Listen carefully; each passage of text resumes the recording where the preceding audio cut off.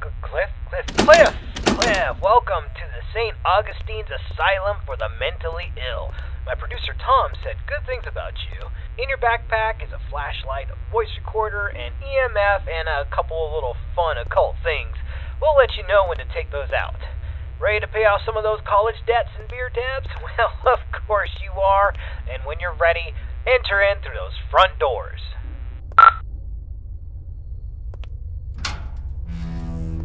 Nice, the door was unlocked. It can get a little sticky sometimes. So here's the story behind the St. Augustine's Asylum for the Mentally Ill. It was founded in the 1880s, closed in the 1960s, and a lot of nasty stuff happened here. I mean, this place is only supposed to house around 500 patients, but at its peak, it was around 3,300 patients in here. I mean, the place was, less of a hospital and more of a place where you dropped your problems off and hoped they disappeared. In the end, this place was sort of against what the Bible's supposed to teach. I mean, there was no love here, no grace, no healing. The patients were not here to be rehabilitated.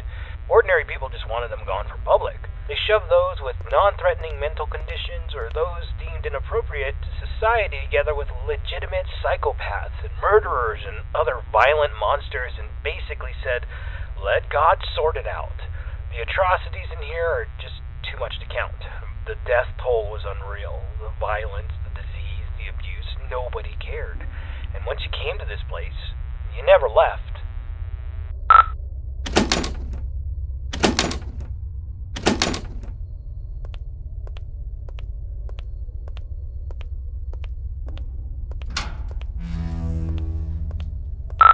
This is where the 100 hallways patients would convene, and we heard that the patients pre-1920 actually received decent care. Then the war hit, the depression hit, and then the budgets all fell apart.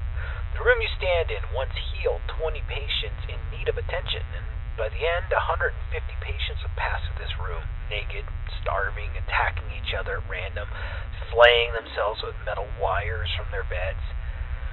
Be careful where you step.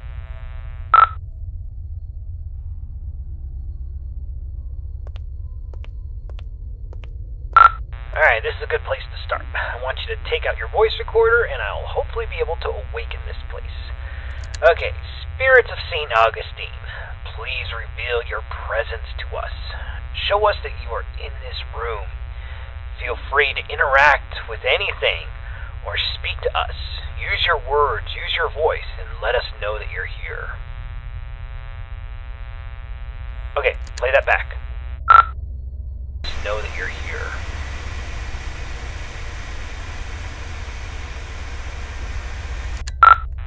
Nothing. Alright, let's try that again. Alright, let's try this. Ghosts of St. Augustine, please let us know that you are still in this hospital. I give you permission to reveal yourself. I give you permission to come to life. Just give us a sign that you're here. Tell us where you are. Speak to us now into this microphone. Alright, check that. Now into this microphone. Alright, let's try one more spot.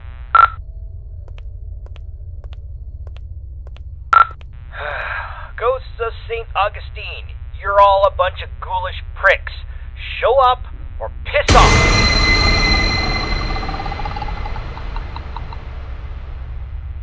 Whoa, did you hear that? Play that back. Pricks.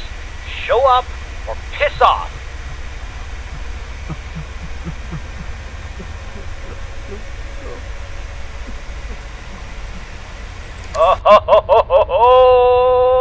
Alright, looks like we got an investigation. Alright, I want you to go down the morgue hallway, and we're going to continue our investigation in the other gathering area.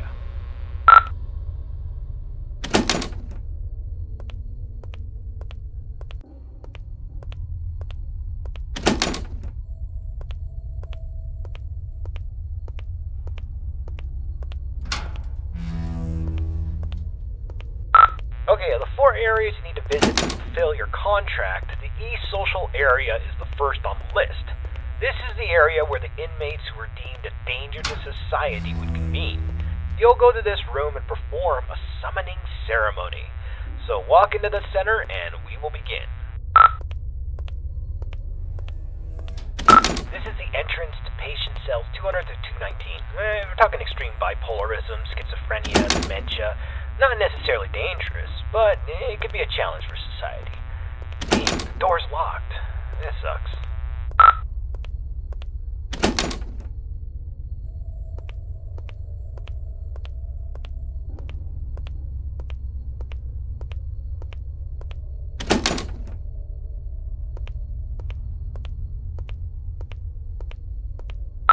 This is the entrance to the patient cells 220 to 240. This is where they kept the lunatics, the murderers, the sociopaths, the worst of the worst, including Clive the Peeper Johnson. You'd think he would be a pervert with the nickname the Peeper, but the truth is far worse. He was extremely manipulative and very intelligent. He was a murderer and a maimer. Most of his victims could never identify him because he managed to convince them to gouge their own eyes out with metal wires and even their own fingernails.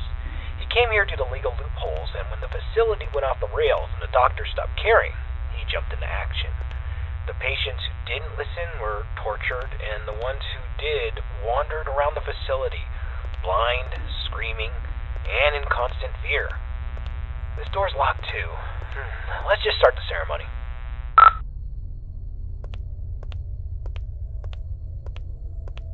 Spirits inside this asylum, we know that you're here. We release you from your restraints. Come forward and live again. This person is no longer shielded from the realm of the dead. You may be seen, interact, and manipulate him in any way as you see fit.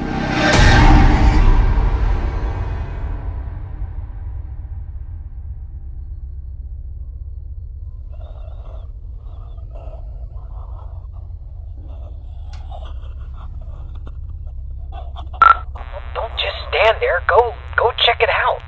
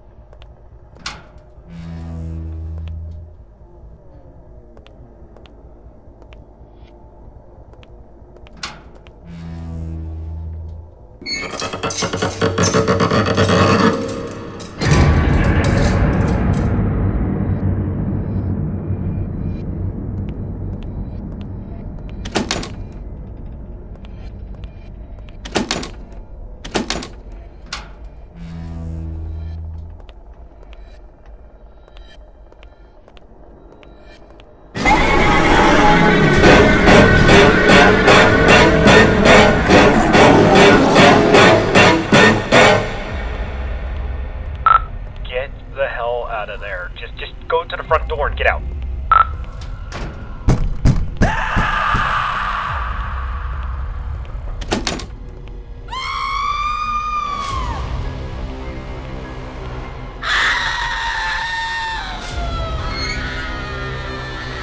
Alright, get out of this hallway and then take your second right.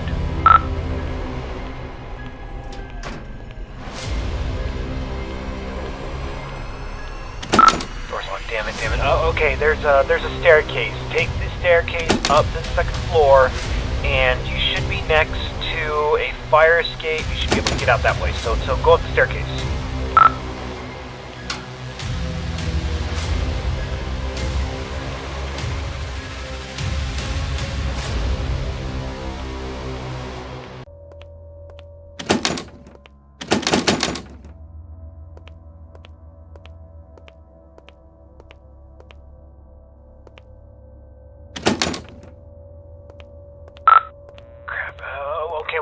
Let's go get something to pry this door open. Go back downstairs. I bet you there was something downstairs we could probably use. Hold on. That staircase wasn't there before. This place doesn't even have a basement. What is going on? Alright, just I don't think you got any other choice. I think you gotta make your way downstairs.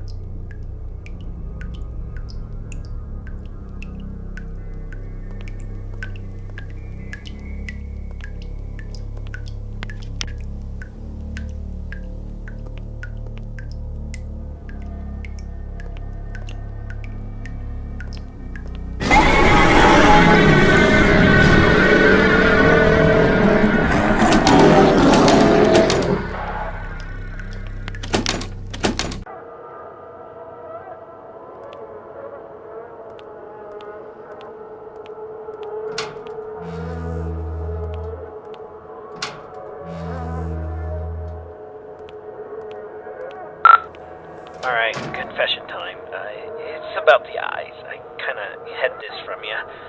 There's an urban legend, and I repeat, it's an urban legend about the peeper, Clive Johnson. You see, there was a patient who suffered from dementia and swore that Clive was more than just a mere man, and he would kind of haunt this patient all throughout the day. You know, rampant hallucinations that progressively got worse, but at night he never saw the peeper.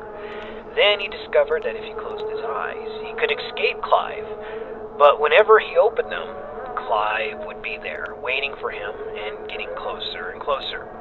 Eventually, the patient used a fork and he blinded himself. And while he was soaked in his blood from his sockets, he screamed to the entire hospital that he was free, he was safe. And a week later, 2 more patients charged Clive with stalking them, even though he was confined to solitary. I mean, it's crazy. They took their eyesights too. This pattern didn't stop. I thought it was BS, but based on what we've seen tonight, I'll pretty much believe anything. So, try to get the hell out of there, and if it gets too intense, try to shut your eyes.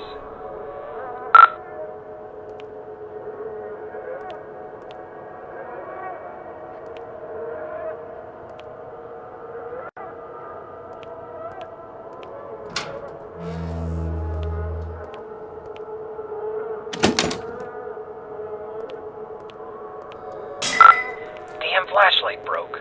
I can't use that anymore.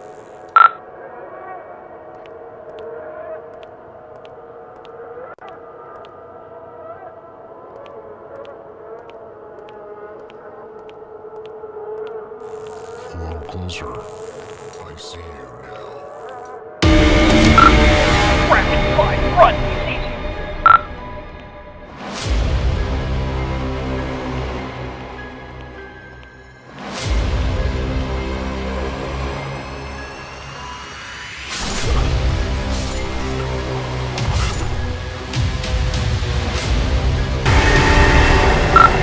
Ignore them, run.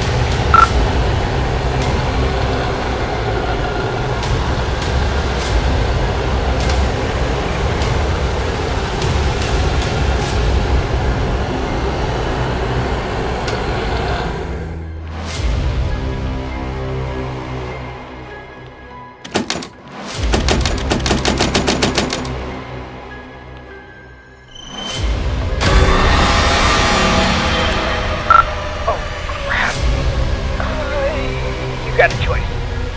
Either he gets you, or you're gonna have to cut him out.